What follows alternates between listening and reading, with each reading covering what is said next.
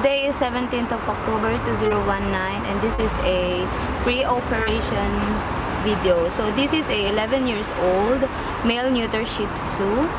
So the complaint was this was a recurrent corneal ulcer. Yeah. Okay. Ulcer. Now you can see the eye is dry. There's a just only about 2 hours ago, right? You can see the form, some dry membrane.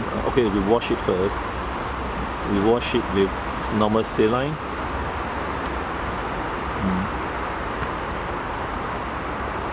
Wash away the membrane. You can see the sclera also is congested. Only the left eye. How long already? Towards the Okay. How many months already? This one since last year, around 10 months. And the owner keep on cleaning the eyes, but the ulcers came back again. The dog will rub against the wall. Actually, the dog is very clever.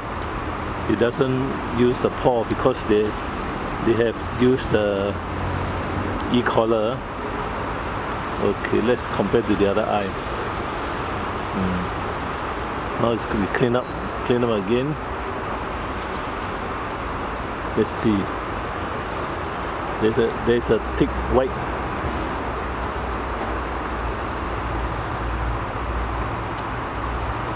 They compare to the other eye.